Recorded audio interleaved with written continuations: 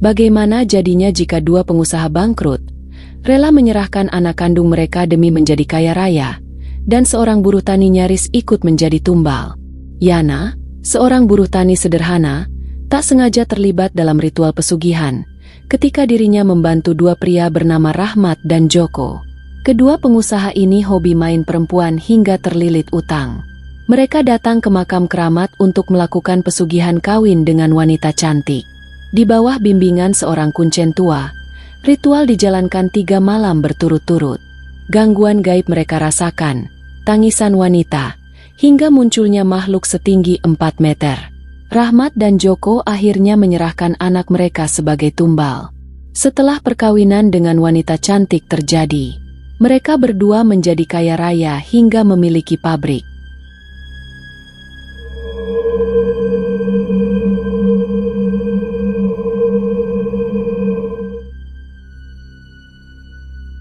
Yana adalah seorang pria berusia 39 tahun, yang tinggal di sebuah desa kecil di kaki gunung. Hidupnya sederhana. Sehari-hari ia bekerja sebagai buruh tani di sawah milik tetangganya. Setiap pagi ia berangkat dengan cangkul tua dan sebotol air putih yang dibungkus kain sarung.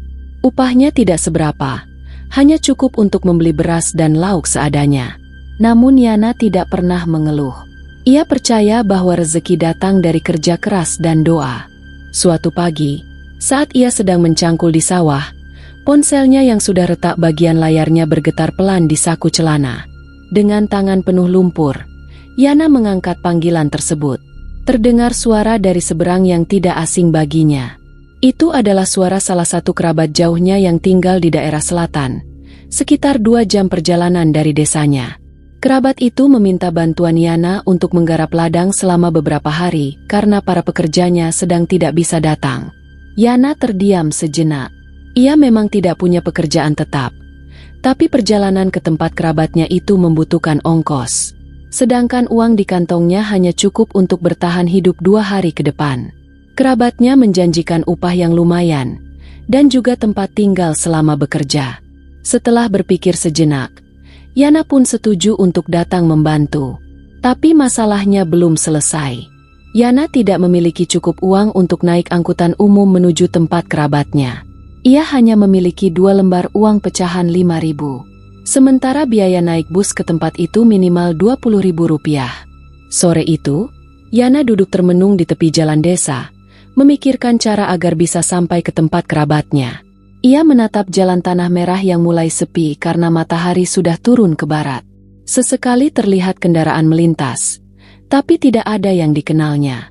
Lalu muncullah sebuah truk kecil pembawa sayur yang berhenti tidak jauh dari tempatnya duduk. Sopirnya turun untuk mengecek ikatan tali muatan di bagian belakang. Yana mengenal sopir itu. Namanya Pak Warno, salah satu warga desa tetangga. Tanpa pikir panjang, Yana menghampiri dan menyapa sopir itu dengan sopan. Setelah mengobrol sebentar, Yana menceritakan maksudnya ingin pergi ke daerah selatan untuk bekerja sementara. Pak Warno yang baik hati pun menawarkan tumpangan sampai ke pasar besar di kota terdekat.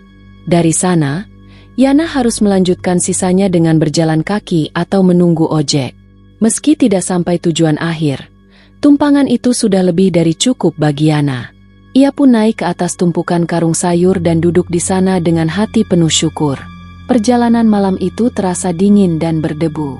Namun Yana tidak mengeluh, karena pikirannya dipenuhi harapan bisa mengumpulkan uang untuk keperluan rumah. Truk berguncang melewati jalan berlubang. Lampu depannya menyinari gelapnya jalan pedesaan. Langit malam dipenuhi suara jangkrik dan aroma rumput yang baru dipotong. Beberapa jam kemudian, mereka tiba di pasar kota yang masih menyala dengan lampu-lampu kuning temaram. Yana turun dan mengucapkan terima kasih pada Pak Warno. Setelah itu, ia berjalan kaki menyusuri jalan kampung sambil menanyakan arah ke rumah kerabatnya. Beruntung, ia masih mengingat petunjuk yang pernah diceritakan dulu. Sekitar 1 jam berjalan kaki, akhirnya Yana sampai di rumah kerabatnya. Rumah itu berdiri di tepi ladang luas. Hanya diterangi lampu minyak karena listrik di daerah itu sering padam. Kerabatnya menyambut dengan hangat dan langsung menyediakan tempat tidur seadanya di dalam saung bambu di belakang rumah. Yana menghela napas panjang dan merasa lega. Akhirnya ia bisa beristirahat setelah perjalanan panjang dan melelahkan.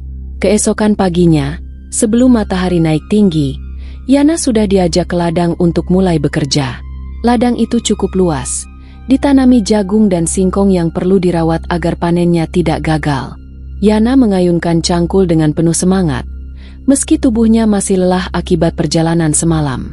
Hari demi hari, ia bekerja keras bersama beberapa buruh lain yang sudah lebih dulu dipekerjakan di sana. Meski cuaca panas dan pekerjaan berat, Yana tetap tekun dan tidak pernah mengeluh. Ia merasa senang karena bisa membantu kerabatnya dan sekaligus mendapat penghasilan. Terkadang saat istirahat, mereka duduk bersama di bawah pohon rindang sambil minum air kelapa. Kerabatnya sering memuji kerja Yana yang rajin dan jujur. Dalam hati Yana bersyukur karena bisa diberi kesempatan untuk bekerja di tempat ini. Ia mulai berpikir untuk tinggal lebih lama, jika kerabatnya mengizinkan. Namun waktu berjalan cepat. 7 hari berlalu seperti angin yang berhembus. Pagi itu, setelah menyelesaikan pekerjaannya di ladang, Yana dipanggil ke dalam rumah. Kerabatnya menyerahkan amplop kecil berisi upah sesuai kesepakatan awal. Yana menerimanya dengan wajah senang dan mengucapkan terima kasih berkali-kali. Ia lalu pamit untuk pulang ke desanya keesokan harinya. Namun malam itu, saat duduk di depan saung menatap bulan, muncul keinginan lain dalam hatinya. Ia teringat bahwa tidak jauh dari tempat ia menginap, ada sebuah makam leluhur yang konon keramat dan sering diziarahi orang. Jaraknya hanya sekitar 200 meter dari saung tempat ia tidur. Yana memutuskan, sebelum pulang ke rumah, ia akan singgah dulu ke makam itu untuk berdoa. Bukan meminta yang aneh-aneh, hanya sekedar memohon kelancaran hidup dan rezeki yang barokah. Keputusan sederhana itu ternyata menjadi awal dari jalan yang akan membawanya ke dunia yang tidak pernah ia bayangkan sebelumnya. Jalan yang penuh misteri dan kegelapan. Jalan yang akan mempertemukannya dengan sosok-sosok dari dunia lain. Dan semua itu bermula dari niat tulus seorang buruh tani yang hanya ingin mencari berkah. Malam itu angin berhembus lembut membawa aroma tanah basah. Yana menatap langit dan membacakan doa pendek dalam hati. Ia tidak tahu bahwa hidupnya sebentar lagi akan berubah selamanya. Pagi itu matahari belum terlalu tinggi, ketika Yana bangun dari tidurnya di saung bambu. Udara masih dingin dan embun belum sepenuhnya mengering dari daun-daun singkong di sekitar ladang. Ia duduk sejenak di pelataran saung, memandangi pepohonan yang bergoyang pelan tertiup angin. Tangannya menggenggam amplop berisi upah selama 7 hari bekerja di ladang kerabatnya. Wajahnya terlihat tenang, namun dalam hatinya muncul keinginan untuk melakukan sesuatu sebelum pulang ke kampung halamannya. Sejak lama, ia mendengar cerita bahwa ada sebuah makam leluhur tidak jauh dari tempat ia menginap. Makam itu diyakini sebagai tempat bersemayamnya salah satu tokoh pendiri kampung yang dihormati masyarakat sekitar. Orang-orang datang ke sana bukan untuk meminta kekayaan, tetapi untuk berdoa dan berharap berkah dalam menjalani hidup. Yana teringat pesan almarhum kakeknya, bahwa jika sedang dalam perjalanan dan ada makam leluhur, sebaiknya singgah dan berdoa. Dengan niat itu, Yana pun bersiap. Ia mengambil air wudhu dari sumur belakang rumah dan mengenakan baju koko lusuh yang ia bawa dari rumah. Lalu ia berjalan kaki menyusuri jalan setapak menuju makam yang dimaksud. Jaraknya hanya sekitar 200 meter, melewati semak dan pepohonan besar yang tumbuh liar. Suasana pagi itu cukup sepi, hanya terdengar suara burung dan desir angin yang menabrak dedaunan. Saat sampai di lokasi, Yana melihat area makam yang dikelilingi pagar bambu dan beberapa batu nisan tua tertata rapi di dalamnya.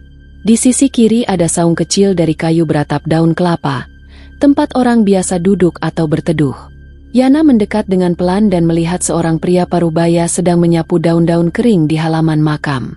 Pria itu mengenakan pakaian serba hitam, termasuk ikat kepala dan sarung yang melingkar di pinggangnya. Raut wajahnya tenang dan penuh wibawa, dengan sorot mata tajam seperti orang yang telah lama terbiasa hidup di tempat sunyi. Melihat kehadiran Yana, pria itu berhenti menyapu dan menatapnya. Yana menunduk dan memberi salam. Pria itu membalas dengan anggukan dan menyambutnya dengan ramah. "Namaku Yana," ucap Yana pelan sambil memperkenalkan diri. Pria itu memperkenalkan dirinya sebagai Abah, seorang kuncen yang sudah bertugas merawat makam ini selama lebih dari 20 tahun. Yana lalu menyampaikan maksud kedatangannya untuk berdoa dan berharap mendapat berkah sebelum pulang ke rumah. Abah tersenyum dan mempersilahkan Yana duduk di atas tikar pandan di dekat makam utama. Ia lalu kembali menyapu pelataran sambil sesekali memandangi langit yang mulai terang. Yana duduk bersila, menundukkan kepala, dan mulai membacakan doa dengan khusyuk. Mulutnya berkomat-kamit sambil sesekali menutup mata, meresapi suasana tenang yang menyelimuti tempat itu. Angin berhembus pelan, membuat daun-daun kering bergoyang dan menimbulkan suara berdesir yang menenangkan. Setelah selesai berdoa, Yana duduk termenung, merasa dadanya lebih lapang dan pikirannya lebih tenang. Abah mendekat dan duduk di sampingnya. Ia mengajak Yana mengobrol ringan tentang asal-usul makam itu dan siapa saja yang sering datang berziarah. Banyak orang dari luar daerah yang datang kemari, ujar Abah sambil menatap kejauhan. Ada yang datang hanya untuk berdoa, ada pula yang mencari sesuatu lebih dari sekadar berkah, lanjutnya. Yana hanya mengangguk pelan. Pembicaraan mereka tidak terlalu panjang, tapi cukup untuk membuat Yana merasa nyaman. Sebelum berpamitan, Yana menawarkan diri untuk membantu Abah membersihkan area makam. Abah awalnya menolak karena merasa tidak enak, tapi Yana bersikeras. Akhirnya Abah menyerahkan sapu lidi panjang ke tangan Yana. Mulailah mereka bekerja bersama. Yana menyapu halaman makam, memunguti daun-daun kering, dan merapikan bunga-bunga yang layu. Sementara Abah membenarkan posisi batu nisan yang sedikit miring dan membersihkan lumut di atasnya. Pekerjaan itu tidak berat, tapi terasa sangat berarti bagi Yana. Ia merasa seperti sedang membersihkan hati sendiri dari debu dan beban hidup. Hari itu Yana memutuskan untuk tidak langsung pulang ke desanya. Ia merasa terpanggil untuk tinggal lebih lama di makam itu. Setiap pagi ia membantu Abah membersihkan makam dan menata bunga tabur. Siang hari mereka duduk di saung, berbincang ringan atau hanya diam sambil mendengarkan suara alam. Yana merasa damai. Malam hari ia tidur di saung bambu dekat makam, ditemani lampu minyak kecil dan suara jangkrik. Tidak ada rasa takut, justru ia merasa lebih tenang daripada tidur di rumah kerabatnya. Beberapa malam ia bermimpi aneh, tapi tidak mengganggu. Mimpi tentang sosok berpakaian putih yang berdiri di bawah pohon besar, menatapnya dari kejauhan. Sosok itu tidak berkata apa-apa, hanya berdiri diam. Namun Yana tidak merasa terancam, justru merasa seperti sedang diawasi dengan lembut. Ia menceritakan mimpinya kepada Abah, yang hanya tersenyum dan berkata bahwa makam ini dijaga oleh yang tidak kasat mata. Jika kita niat baik, mereka tidak akan mengganggu, kata Abah singkat. Hari demi hari, kebersamaan Yana dengan Abah semakin dekat. Mereka mulai seperti bapak dan anak. Abah banyak bercerita tentang pengalaman spiritualnya selama menjadi kuncen. Ia juga sering menasihati Yana agar tetap rendah hati dan menjauhi keserakahan. Yana mendengarkan dengan saksama setiap cerita yang keluar dari mulut Abah. Hingga pada suatu sore yang mendung, saat Yana sedang menyapu halaman makam, dua orang pria datang berjalan kaki dari arah barat. Mereka mengenakan pakaian rapih, tapi wajah mereka terlihat lesu dan gelisah. Yana menghentikan pekerjaannya dan menatap dua orang itu dengan penasaran. Keduanya mendekat dan menyapa Yana dengan sopan. Dan sejak pertemuan sore itulah, kisah Yana memasuki babak baru yang jauh lebih gelap dan menyeramkan dari apa yang pernah ia bayangkan. Pagi itu, Yana bangun lebih awal dari biasanya. Embun masih menempel di rerumputan, dan suara burung masih samar terdengar dari kejauhan. Ia mengambil air dari sumur di belakang saung lalu berwudu seperti biasa. Setelah itu, ia langsung menuju makam untuk membantu Abah membersihkan halaman. Sudah menjadi rutinitasnya selama beberapa hari terakhir. Abah menyambut Yana dengan senyum, lalu menyerahkan sapu lidi yang sudah aus di ujungnya. Mereka bekerja tanpa banyak bicara, hanya sesekali bertukar pandang sambil menyingkirkan ranting dan dedaunan kering. Sekitar jam 10 pagi, langit mulai sedikit mendung. Awan-awan kelabu menggantung rendah di atas bukit yang mengelilingi makam. Angin berhembus pelan, membawa aroma tanah yang lembab. Saat itulah, dua orang pria terlihat berjalan dari arah barat. Langkah mereka tergesa namun wajahnya penuh kebingungan. Keduanya mengenakan pakaian bersih tapi tidak rapi. Satu orang mengenakan jaket coklat lusuh, satunya lagi berkemeja biru tua. Yana menghentikan aktivitas menyapunya dan menatap ke arah mereka. Abah juga ikut memalingkan wajah. Matanya menyipit menatap dua tamu tak diundang itu. Ketika jarak mereka sudah cukup dekat, pria berkemeja biru menyapa lebih dulu. "Permisi Pak, apakah ini makam keramat itu?" Tanyanya dengan suara pelan namun terdengar jelas. Abah menjawab salam mereka dan mengangguk. Tanpa menunggu dipersilakan, kedua pria itu langsung masuk ke dalam area makam dan duduk di bel kayu dekat saung. Yana tetap berdiri, memperhatikan mereka dengan rasa ingin tahu. Wajah kedua tamu itu tampak lelah dan mata mereka merah seperti kurang tidur. Setelah memperkenalkan diri, barulah Yana tahu bahwa pria berkemeja biru itu bernama Rahmat. Dan yang satunya, yang memakai jaket coklat bernama Joko. Mereka berasal dari kota yang berbeda, tapi datang bersama untuk tujuan yang sama. Rahmat berasal dari Bogor, sedangkan Joko tinggal di Jakarta. Keduanya mengaku pernah menjadi pengusaha sukses di bidang properti dan perhotelan. Namun beberapa tahun terakhir, bisnis mereka bangkrut secara mendadak. Rahmat bercerita bahwa dirinya dulu memiliki 5 ruko dan 2 rumah kontrakan. Semua habis dijual untuk menutupi hutang yang menumpuk akibat gaya hidupnya yang berlebihan. Ia suka berfoya-foya, sering bergonta-ganti perempuan dan tak peduli pada keluarga. Begitu pula dengan Joko. Dulu ia punya 2 hotel kecil dan 1 showroom mobil. Namun karena terlilit pinjaman dan hidup boros, semua asetnya habis dalam waktu kurang dari 2 tahun. Keduanya kini tinggal menumpang di rumah saudara, dan dalam kondisi tertekan oleh hutang yang belum juga lunas. Mereka datang ke makam ini karena mendengar cerita bahwa di sini ada jalan untuk mencari pesugihan. Pesugihan yang tidak biasa, bukan sekadar meminta uang. Pesugihan kawin dengan bangsa jin, begitu mereka menyebutnya. Yana tertegun mendengar pengakuan itu. Meski ia sering mendengar cerita soal pesugihan dari warga desa, baru kali ini ia mendengar langsung dari orang yang ingin melakukannya. Mereka bertanya apakah benar tempat ini bisa menghubungkan mereka dengan makhluk halus yang mampu memberi kekayaan. Yana tidak menjawab, hanya memandang ke arah Abah. Abah sendiri masih diam, memperhatikan gerak-gerik tamunya dengan tajam. Rahmat lalu membuka dompet dan menunjukkan lembaran uang ratusan ribu yang ia bawa. Ia menawarkan uang kepada Abah sebagai tanda niat dan kesungguhan. Namun Abah menolak uang itu. "Jika memang niat kalian kuat, tunggu sampai malam," ucap Abah dengan tenang. Ia tidak banyak menjelaskan, hanya menyuruh Rahmat dan Joko untuk menginap semalam di makam. Abah ingin melihat seberapa serius niat mereka sebelum membantu lebih jauh. Mendengar itu, Rahmat menoleh ke arah Yana dan berkata, "Kalau kami boleh minta tolong, bisakah kau temani kami malam ini? Kami akan beri imbalan 3 juta rupiah." Yana terdiam mendengar permintaan Rahmat.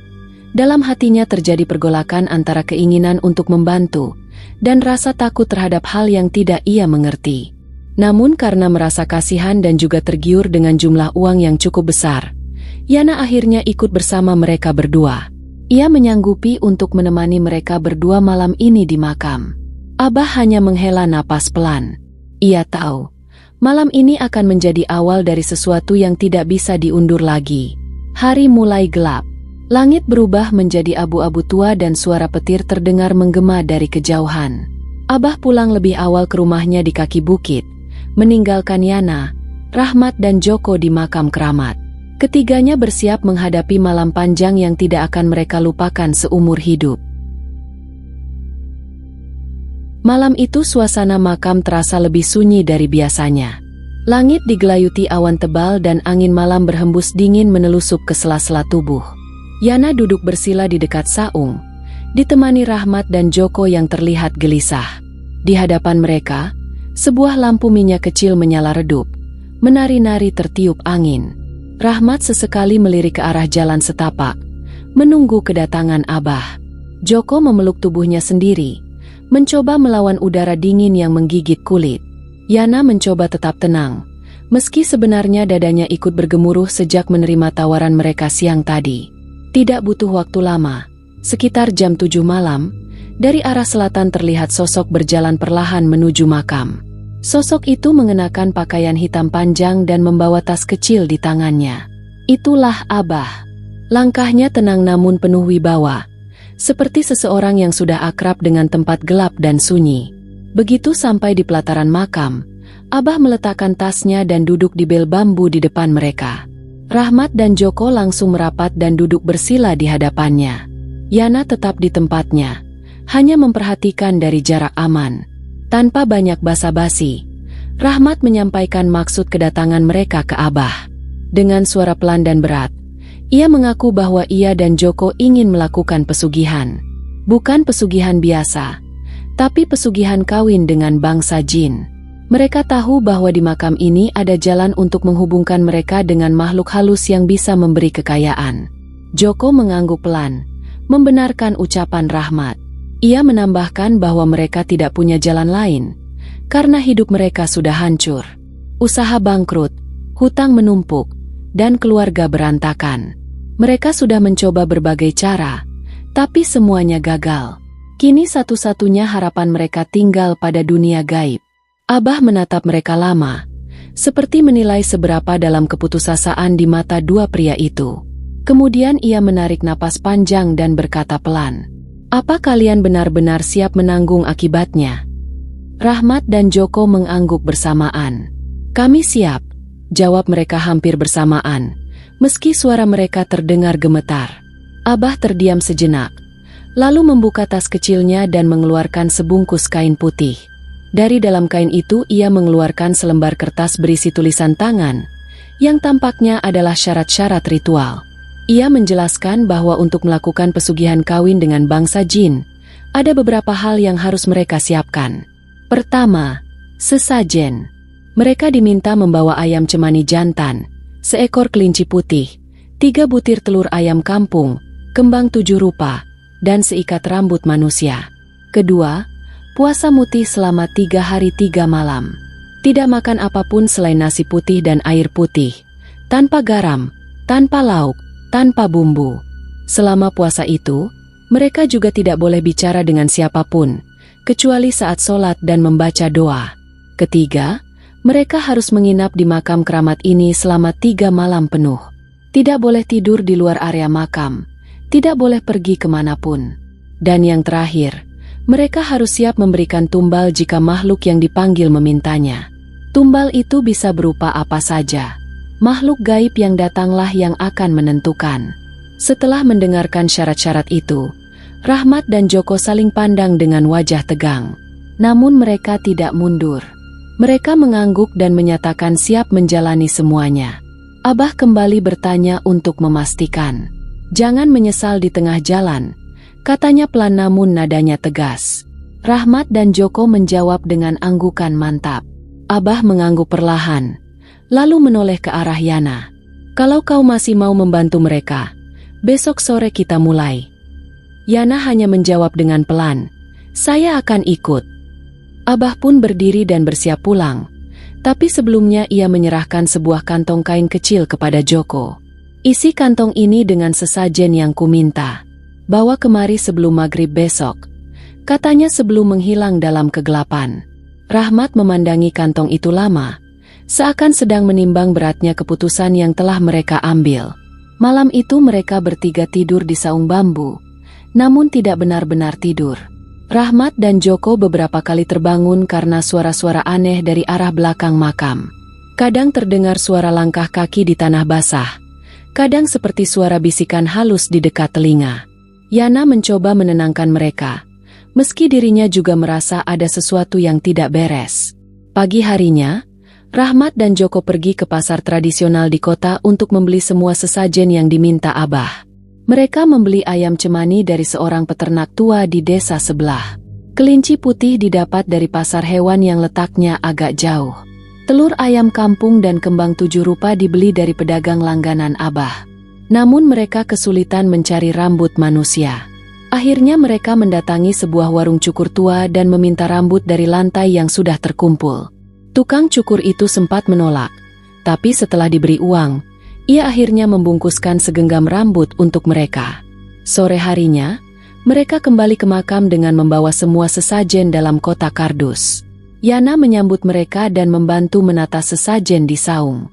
Sementara itu, Abah datang tepat sebelum matahari terbenam. Ia memeriksa satu persatu barang yang dibawa, lalu mengangguk pelan. Sudah lengkap. Malam ini kalian mulai puasa mutih. Tidak boleh makan selain nasi dan air putih. Tidak boleh berbicara dan jangan keluar dari area makam. Rahmat dan Joko menyiapkan diri, mengenakan pakaian serba putih dan membawa tikar untuk tidur di dalam area makam. Yana duduk tidak jauh dari mereka, menjaga agar keduanya tidak melanggar pantangan. Malam pertama pun dimulai. Malam yang sunyi dan terasa berat bagi dua pria yang sedang mengejar kekayaan lewat jalan yang tidak biasa. Yana menatap langit yang gelap tanpa bintang, merasakan firasat yang tidak enak mulai mengendap dalam hatinya. Dan dari kegelapan pohon-pohon besar di sekeliling makam, angin mulai berembus lebih dingin dari biasanya. Malam pertama dimulai dengan suasana yang begitu tenang. Langit cerah tanpa awan, dan bulan sabit menggantung di langit seperti mata yang mengintai dari kejauhan.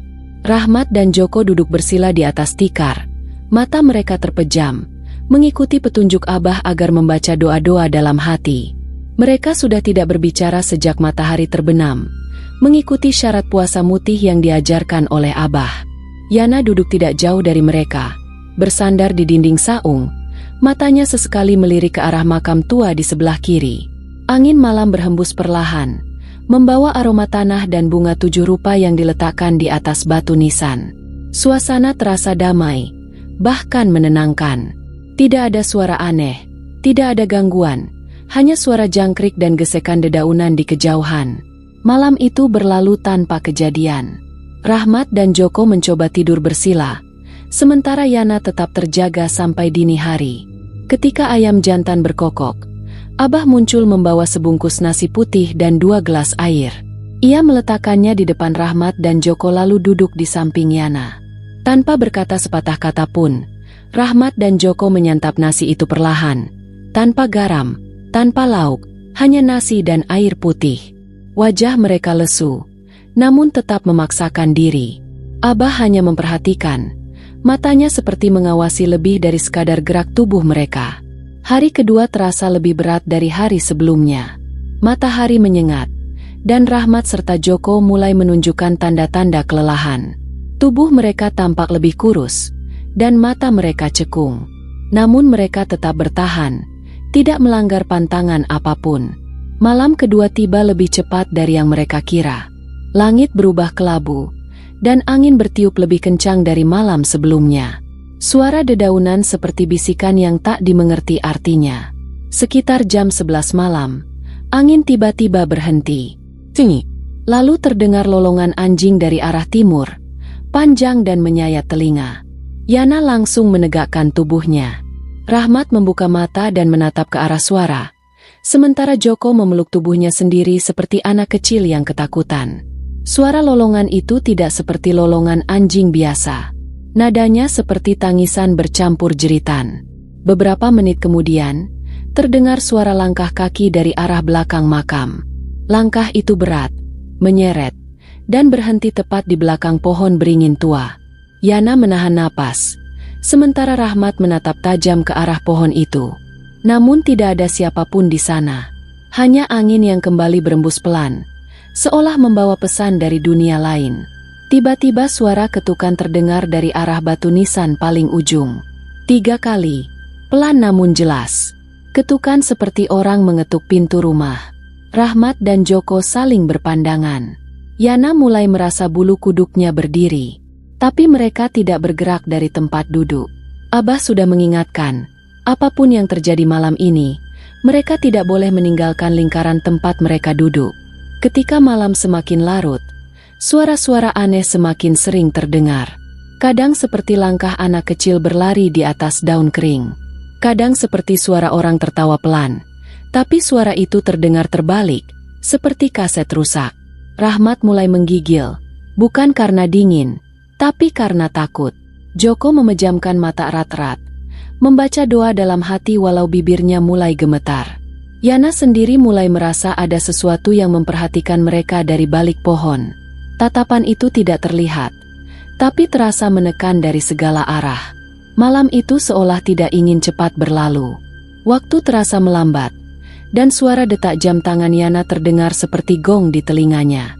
Sekitar pukul 2 dini hari, bau anyir mulai tercium dari arah makam tua di pojok. Bau itu seperti darah bercampur tanah basah.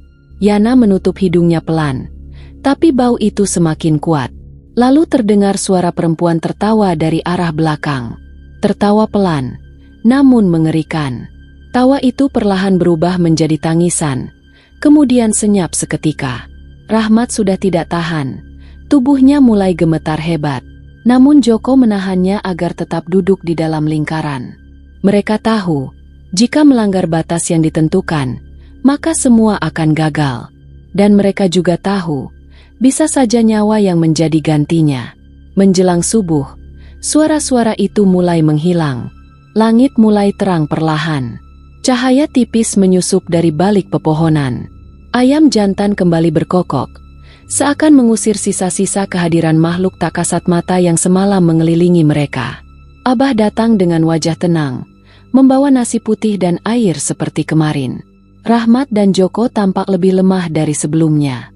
Wajah mereka pucat, matanya merah dan tubuh gemetar. Namun mereka tetap menyantap nasi itu, tanpa kata dan suara. Yana hanya memandangi mereka dengan perasaan bercampur aduk. Ada iba, ada takut, tapi juga ada rasa ingin tahu yang semakin besar. Apa yang akan terjadi pada malam ketiga? Apa makhluk itu akan datang dan menampakkan diri? Ataukah justru ada yang akan menjadi tumbal? Tak ada yang bisa menjawab. Yang jelas, malam ketiga akan menjadi penentu. Matahari mulai tenggelam di balik pepohonan. Langit berwarna jingga pekat, seolah memberi isyarat bahwa malam akan segera datang. Yana duduk di samping saung, memperhatikan Rahmat dan Joko yang semakin lemah. Tubuh mereka terlihat lebih kurus, mata sayu, dan keringat dingin mengalir dari pelipis. Puasa mutih yang dijalani selama 2 hari mulai benar-benar menguras tenaga. Namun tak satu pun dari mereka mengeluh. Wajah mereka tetap menyimpan harapan yang besar. Harapan akan kekayaan dan kehidupan yang lebih mewah dari sebelumnya. Di dekat makam, Abah duduk bersila menyiapkan sesajen. Ayam cemani diletakkan di atas nampan bambu, bersama kelinci putih yang terlihat gemetar. 3 butir telur ayam kampung diletakkan di mangkuk kecil, dikelilingi kembang 7 rupa. Semua diletakkan di atas batu nisan yang sudah dilapisi kain putih. Wewangian dari kemenyan mulai mengepul, membuat udara di sekitar makam terasa lebih berat. Abah membaca doa pelan, hampir seperti bisikan. Suara itu terdengar lirih namun menekan dada, seakan membangunkan sesuatu yang lama tertidur. Rahmat dan Joko duduk bersila tepat di depan sesajen, kepala menunduk, tangan mereka menggenggam erat lutut masing-masing. Yana duduk di belakang mereka, matanya menatap sesajen tanpa berkedip. Jam menunjukkan pukul 9 malam. Angin yang sejak sore bertiup pelan, kini mulai bertambah kencang. Daun-daun pohon tua di sekitar makam bergesekan keras, seperti suara desisan dari ratusan mulut yang tak terlihat. Tiba-tiba langit menjadi gelap gulita. Bulan yang tadi terlihat terang mendadak tertutup awan tebal. Malam menjadi hitam seperti tinta. Dari arah barat, terdengar suara lolongan serigala yang panjang dan dalam. Suara itu tidak seperti lolongan biasa. Nadanya rendah, berat dan menggema sampai menusuk tulang. Rahmat menggigit bibirnya, mencoba menahan takut. Joko menundukkan kepala, matanya terpejam dengan kuat. Tiba-tiba seekor ular berwarna hitam pekat merayap perlahan ke arah sesajen. Ular itu besar, panjang dan tubuhnya berkilau seperti disiram minyak. Ia melilit kelinci putih, lalu mematuknya sekali hingga kelinci itu tewas seketika. Yana menahan napas.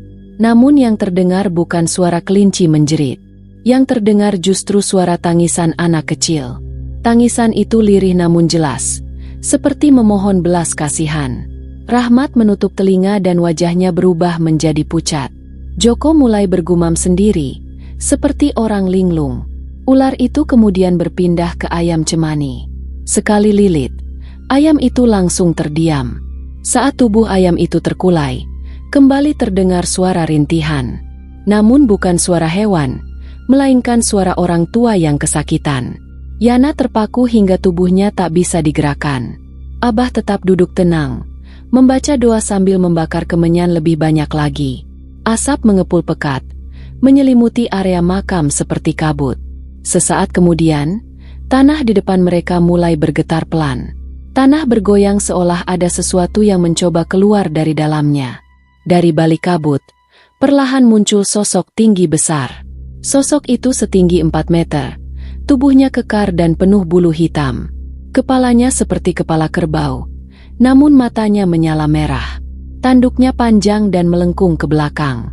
Tangan makhluk itu besar seperti paha orang dewasa, dengan kuku-kuku tajam seperti pisau. Langkahnya berat dan setiap ia bergerak, tanah di sekitarnya ikut bergetar. Yana terperangah, tubuhnya menggigil tanpa bisa berbuat apa-apa. Rahmat tersungkur, wajahnya menunduk dalam tak sanggup menatap makhluk itu. Joko bergumam tak jelas, mulutnya komat-kamit membaca doa yang entah ia pahami atau tidak. Makhluk besar itu mendekati sesajen. Ia menunduk, mencium wewangian dari kembang 7 rupa. Kemudian ia mengambil kelinci dan ayam cemani dengan kedua tangannya yang besar.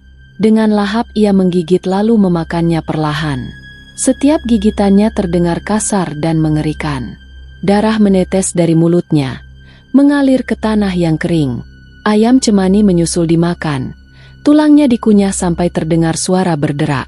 Setelah selesai makan, makhluk itu mendongak, menatap Rahmat dan Joko dengan mata merahnya. "Siapa yang siap menerima syaratku?" Suara makhluk itu menggema tanpa membuka mulut. Namun semua orang di sana bisa mendengarnya jelas, langsung dalam kepala masing-masing. Rahmat perlahan bangkit. Suaranya gemetar tapi tegas. Saya siap." Joko mengikuti.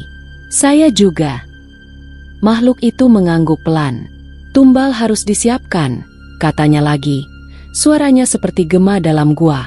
Rahmat menunduk, lalu berkata dengan suara lirih, "Ambil anak saya." Joko pun mengangguk. "Anak saya juga." Yana terbelalak. Tubuhnya seperti dibekukan rasa ngeri yang luar biasa. Namun ia tak bisa menyela, tak bisa menolak. Semua sudah berada di luar kuasanya. Makhluk itu berjalan perlahan ke arah mereka. Dengan jarinya yang panjang dan tajam, ia menggores kening Rahmat. Darah mengalir tipis, namun Rahmat diam saja. Kemudian makhluk itu melakukan hal yang sama pada Joko. Goresan itu seperti simbol, tanda bahwa perjanjian sudah disepakati. Makhluk itu lalu mendongak ke langit dan mengeluarkan suara panjang seperti lolongan serigala dan deru sapi sekaligus. Lalu tubuhnya mulai berubah. Perlahan tubuh besar itu mengecil, bulunya luruh seperti daun kering. Kepala kerbau menghilang, digantikan wajah manusia. Namun bukan wajah biasa. Itu adalah wajah seorang perempuan. Perempuan cantik berkulit pucat dengan rambut panjang yang menjuntai sampai tanah. Matanya indah tapi kosong, seperti cermin yang tak memantulkan apa-apa. Ia berdiri di hadapan Rahmat dan Joko, tersenyum pelan. Saatnya disempurnakan. Suara itu lembut namun membuat bulu kuduk berdiri. Abah bangkit dan menarik Yana menjauh. Abah memberi isyarat agar Yana tidak melihat, agar tak terlibat lebih jauh. Mereka mundur pelan, menjauh dari lingkaran ritual. Dan di antara kabut dan remang cahaya, penyatuan itu pun dimulai. Ritual yang tak lagi bisa diputar balik. Ritual yang menandai dimulainya perjanjian antara manusia dan bangsa jin. Malam semakin larut. Suara jangkrik perlahan menghilang, seolah takut akan sesuatu yang lebih besar. Kabut pekat menggantung di atas tanah, tak bergerak, seperti selimut gaib yang menutupi pandangan. Sosok wanita cantik itu berdiri di hadapan Rahmat dan Joko. Tubuhnya ramping, berbalut kain putih panjang yang menyentuh tanah. Wajahnya halus tanpa celah, namun sorot matanya kosong seperti tak memiliki jiwa. Rambutnya panjang menjuntai, hitam pekat seperti malam yang mengurung mereka. Ia tersenyum pelan, senyum yang tak mengandung kehangatan sedikit pun. Abah berdiri beberapa langkah di belakang, diam dan mengamati. Yana berdiri tak jauh dari Abah. Jantungnya berdegup kencang. Ia tak berani bicara, bahkan untuk menarik napas pun terasa berat. Wanita gaib itu melangkah pelan mendekati Rahmat. Langkahnya tidak menimbulkan suara. Bahkan rumput yang diinjaknya pun tidak bergerak. Ia meletakkan tangannya di dada Rahmat. Sejenak tubuh Rahmat menegang. Lalu matanya tertutup. Wajahnya seolah kehilangan kesadaran. Perempuan itu berbisik sesuatu di telinga Rahmat. Tak ada yang tahu apa yang ia ucapkan. Namun Rahmat mengangguk pelan. Perempuan itu kemudian berbalik dan menghampiri Joko. Proses yang sama terulang. Tangan diletakkan di dada, mata terpejam, lalu bisikan. Setelah itu, perempuan itu melangkah ke tengah lingkaran sesajen. Ia duduk bersila, tangannya membentuk mudra aneh, seperti gerakan tangan penari klasik. Abah mulai membaca doa dengan suara yang lebih keras dari sebelumnya. Doa itu tak seperti doa biasa. Bahasanya bukan bahasa Indonesia ataupun daerah. Terdengar seperti bahasa sangat tua, dengan nada berat dan dalam. Yana mendengarnya seperti suara dari dalam gua yang bergaung pelan namun menekan dada. Rahmat dan Joko menunduk, lalu perlahan membuka baju mereka. Tubuh mereka gemetar, namun bukan karena dingin, melainkan karena rasa takut dan antusias yang bercampur jadi satu. Perempuan gaib itu membuka kain putihnya, perlahan-lahan, dengan gerakan yang sangat halus. Tak ada satupun yang berani menatap langsung. Yana menunduk, dadanya semakin sesak. Abah memberi isyarat agar ia mundur lebih jauh. Yana menuruti. Dari balik kabut, terdengar suara lembut perempuan itu memanggil. Suara itu menggema, menggoda, namun ada aura ancaman di balik kelembutannya. Rahmat mendekat lebih dulu. Ia duduk di hadapan perempuan itu. Lalu mereka bersatu dalam ritual. Tidak ada suara, hanya kabut yang semakin pekat, menutupi pandangan. Tak lama, giliran Joko yang dipanggil. Ia melangkah pelan, menahan napas, lalu masuk ke dalam lingkaran kabut. Yana menutup mata. Ia tahu, sesuatu yang tidak bisa dijelaskan sedang terjadi. Abah tetap berdiri tegak, membaca doa sambil membakar kemenyan lebih banyak. Aroma harum bercampur anyir darah memenuhi udara. Kabut berputar pelan, membentuk pusaran rendah di tanah. Lalu angin bertiup kencang, sesaat seperti puting beliung kecil. Tanah bergetar ringan, dan suara aneh terdengar seperti alunan gamelan yang dimainkan di dasar bumi. Ritual itu berlangsung sekitar 10 menit, namun terasa seperti satu malam penuh. Lalu angin mendadak berhenti. Kabut hilang perlahan. Rahmat dan Joko terlihat terduduk di tanah. Wajah mereka basah oleh keringat. Mata mereka terlihat merah, namun bibir mereka tersenyum. Perempuan cantik itu tidak terlihat lagi.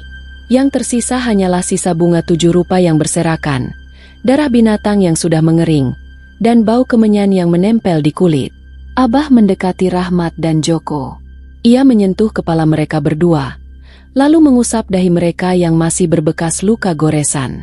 Tanda sudah diberikan, kata Abah pelan. Perjanjian sudah disegel. Rahmat mengangguk pelan. Joko juga. Keduanya tampak seperti orang baru. Yana menatap mereka dengan tatapan bingung dan ngeri. Namun ia tetap diam, menahan semua pertanyaan di dalam hati. Abah berjalan menuju arah barat makam, mengambil kendi berisi air kelapa. Ia menyiramkan air itu ke tanah bekas ritual, sambil terus membaca doa. Asap terakhir dari kemenyan mengepul ke langit. Malam perlahan berubah hening kembali. Tak ada lagi lolongan. Tak ada angin. Yang tersisa hanyalah kelelahan dan ketegangan yang belum reda. Yana duduk di dekat pohon, memejamkan mata. Ia mencoba memahami semua yang baru saja terjadi. Tapi yang ia rasakan hanya satu, ketakutan. Rahmat dan Joko berdiri, wajah mereka berseri. Terima kasih Abah, kata Rahmat pelan. Abah hanya mengangguk. Malam ini belum usai. Kalian harus bermalam di sini sampai fajar. Yana hanya dapat menelan ludah. Ia tahu malam belum benar-benar selesai. Dan ia tahu, Malam ini akan menghantui pikirannya untuk waktu yang lama. Langit mulai menunjukkan semburat jingga di ujung timur. Suara ayam berkokok terdengar dari kejauhan, menandakan pagi mulai datang. Kabut tipis masih menyelimuti area sekitar makam. Yana duduk di bawah pohon beringin. Matanya sayu, tubuhnya lelah. Ritual semalam masih terbayang jelas di benaknya. Abah masih duduk bersila, membenahi sesajen yang tersisa. Rahmat dan Joko tampak sudah bersiap-siap. Wajah mereka terlihat cerah, berbeda jauh dari malam sebelumnya. Mereka terlihat seperti orang yang baru saja melewati pintu kehidupan baru. Yana bangkit dan berjalan pelan ke arah mereka. Rahmat menyambutnya dengan senyum. "Terima kasih, Yan," ujarnya pelan. Joko ikut menimpali. "Tanpa kau, kami tak bisa melalui ini." Yana hanya tersenyum tipis. Ia tak ingin terlalu banyak bicara. Masih ada rasa takut dan bingung yang bercampur di hatinya. Rahmat merogoh saku jaketnya dan mengeluarkan amplop coklat. "Ini uang 3 juta rupiah, sesuai dengan janjiku sebelumnya." Yana menerima amplop itu dengan tangan gemetar. Belum pernah ia memegang uang sebanyak itu dalam satu waktu. Abah hanya menatap dari kejauhan. Rahmat dan Joko mulai merapikan barang-barang mereka. Sebelum pergi mereka mendekati Abah. Abah mengangguk pelan, lalu membisikkan sesuatu yang hanya bisa mereka berdua dengar. Rahmat dan Joko mengangguk. Wajah mereka mendadak kembali serius. Mereka lalu pamit kepada Abah dan Yana. Langkah mereka meninggalkan makam terasa ringan. Matahari mulai naik, menembus sela-sela pohon dan menerpa tanah yang masih lembab. Yana masih berdiri di tempat, menatap kepergian mereka. Amplop di tangannya terasa berat. Bukan karena jumlah uangnya, tapi karena beban batin yang menyertainya. Abah menghampiri Yana. "Kau sudah membantu mereka, sekarang kembali pada hidupmu sendiri." Yana mengangguk pelan. "Jangan terlalu lama di sini. Mereka sudah pergi dan makam ini harus kembali tenang." Yana melangkah ke arah saung tempat ia biasa tidur. Ia mengemasi barang-barangnya yang tak begitu banyak. Sebelum beranjak pergi, ia kembali ke makam dan membungkuk pelan di hadapan pusara leluhurnya. Ia berdoa dalam hati memohon perlindungan dan petunjuk. Setelah itu, ia berpamitan pada Abah. "Terima kasih Abah. Saya pamit untuk pulang." Abah mengangguk lalu berkata, "Hati-hati di jalan dan jangan lupa, uang itu bukan berkah tapi hanya balas jasa." Yana tersenyum samar lalu melangkah pergi. Langkahnya pelan namun pasti. Di kantongnya ada 3 juta rupiah. Di hatinya ada rasa lega, sekaligus ketakutan yang sulit diungkapkan. Ia tahu hidupnya tidak akan lagi sama seperti sebelumnya. Namun ia juga tahu, dirinya belum tentu siap jika suatu saat harus kembali terlibat dalam dunia seperti itu lagi. Hari-hari setelah kepulangan Rahmat dan Joko, berjalan seperti biasa bagi Yana. Ia kembali mengurus ladang kecil peninggalan orang tuanya. Pagi-pagi ia pergi ke sawah, siang beristirahat di saung, sore membersihkan gulma dan mengecek air irigasi. 3 juta rupiah yang diberikan Rahmat dan Joko belum ia sentuh sama sekali. Amplop itu masih ia simpan di bawah bantal tempat tidurnya. Setiap malam Yana menatap langit-langit saungnya, mencoba melupakan semua yang terjadi di makam keramat. Namun bayangan-bayangan semalam tak pernah benar-benar hilang. Suara tangis, rintihan, hingga wajah makhluk besar itu kadang muncul dalam mimpinya. Pada suatu sore yang agak mendung, ponsel butut milik Yana berdering. Di layar terpampang nama Rahmat. Yana ragu-ragu mengangkatnya, tapi akhirnya ia menekan tombol hijau. "Gimana kabarmu?" Suara Rahmat di ujung telepon terdengar gembira. Yana menjawab singkat, "Kondisi saya baik, Mas." Rahmat tertawa kecil lalu berkata, "Aku dan Joko sepakat, kami mau kirim uang 1 miliar buat kamu." Yana terdiam, seolah tak percaya apa yang baru didengarnya. Rahmat lanjut bicara, "Ini bentuk terima kasih kami.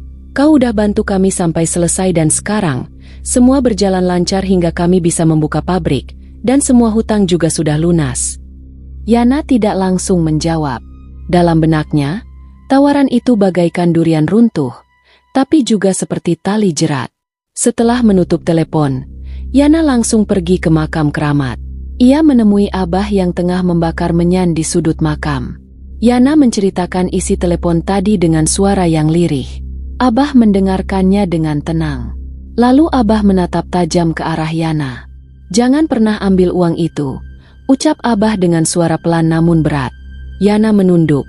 "Tapi Abah, 1 miliar itu uang yang sangat besar. Saya bisa buat beli tanah, perbaiki rumah dan merubah masa depan." Abah menggelengkan kepala. "Uang itu bukan rezeki, tapi umpan untuk menjeratmu. Kau terlibat dalam perjanjian mereka. Jika kau terima uang itu, kau akan jadi bagian dari tumbal mereka." Yana bergidik mendengar ucapan Abah.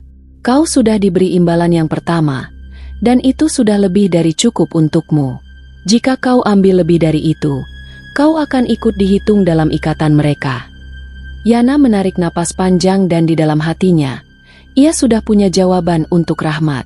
Hari itu juga ia menelepon Rahmat. "Mas Rahmat, mohon maaf uangnya tak usah dikirim. Aku cukup dengan uang yang kemarin saja." Rahmat sempat terdiam lalu tertawa kecil. "Yakin kamu tidak mau dengan uang ini? Uang ini untukmu, aku dan Joko ikhlas memberikannya." "Aku yakin Mas, biarlah aku tetap jadi petani seperti sekarang." Di sini Rahmat tak memaksa kehendak Yana untuk menolak uang itu. Percakapan ditutup dengan ucapan terima kasih. Setelah itu Yana merasa dadanya lebih lega. Yana lalu duduk di pematang sawah, menatap hamparan padi muda yang mulai menguning. Ia tahu, keputusannya mungkin tak masuk akal bagi orang lain. Tapi ia memilih untuk tidak menjual ketenangan jiwanya demi harta yang belum tentu berkah. Dan malam itu, ia tidur lebih nyenyak dari malam-malam sebelumnya.